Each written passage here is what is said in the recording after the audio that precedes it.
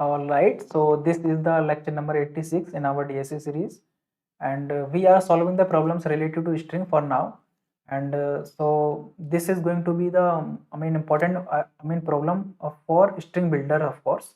So let us see what is the exact question is.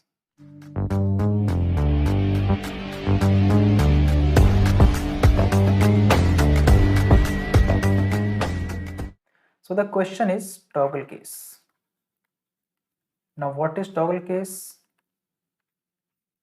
So before that, I would like to revise one concept, which is this is what and this is what. This is uppercase. Very silly answer, na? Yeah. And this is lowercase. Just in case if you don't know, this is uppercase and this is lowercase. So coming to the problem, we would be providing a string called, let us say, hello.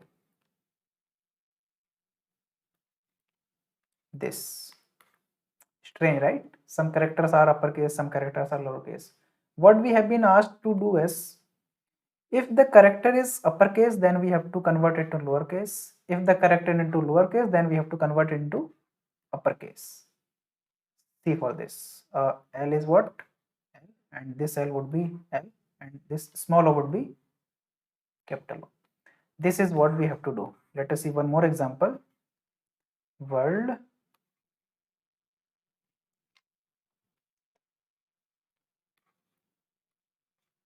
what would be the answer for this? This would be converted into the capital one.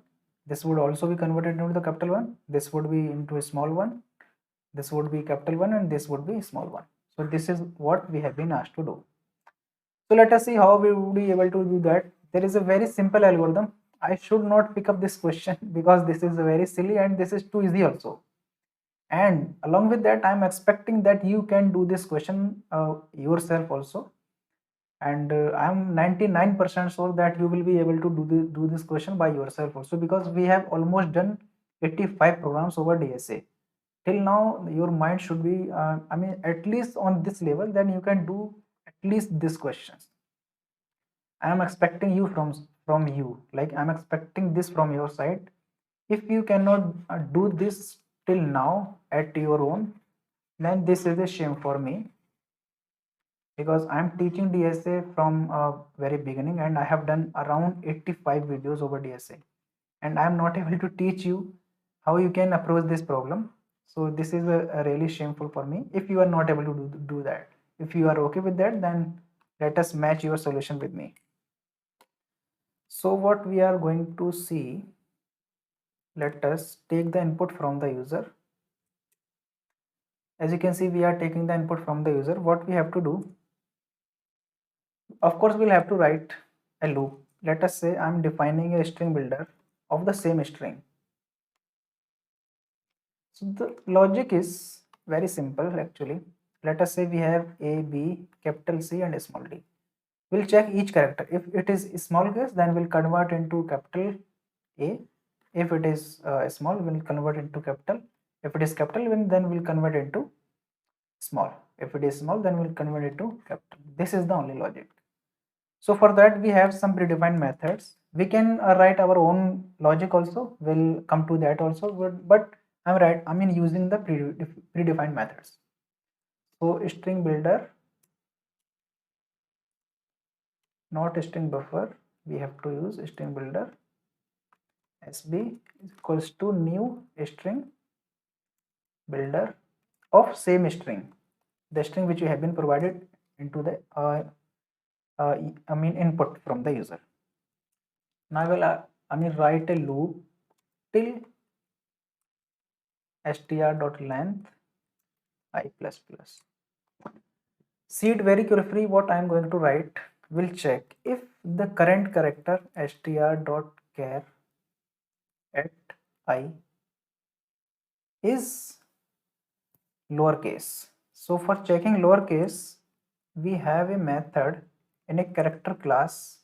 We have a class in Java name as character. So if character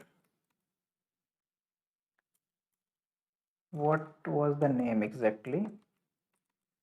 It was this: if character dot is uppercase, is lowercase. You can see here we have this is lowercase. Then what we'll do? We'll do something else. We'll do something else. If we are in the else, then of course this is uppercase. If it is lowercase, then what we have to do? We have to firstly convert this lowercase character into uppercase. So for converting lowercase into uppercase, we also have a method called to uppercase into the same character class called to uppercase, and we'll convert the current character.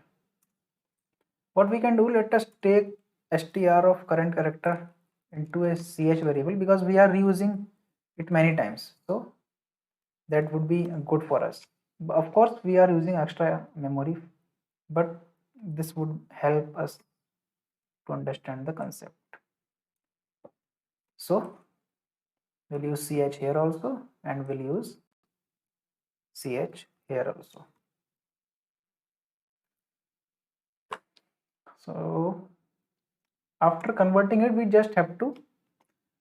So the benefit of using string builder, let us say this is our string builder. Now if this was small, then I will convert into a capital and will put this b at this place. I will not make any other string or something else. I will replace this string with this b, so it will not use any extra loop for that. It will do this code for me in O of 1 space, I mean O of 1 complexity. So that was the real benefit of using string builders. So sb dot set char at I, because we are changing the I character to C, which we just have converted. Fine. If it is not, then if it is uppercase, then convert this into lowercase. So character dot to lowercase of ch, yes, and we have to append this sb dot set char at I C. Fine. As you can see, our code is done, but I can further optimize this also. Why? Because if you see, we have repeated lines of code here. So I will cut it from here and paste it out of the, because in both of the condition I have to execute this line. One more thing, I do not have to define another character. I can take the result into the same character. Fine. So this way we will be able to save the memory, and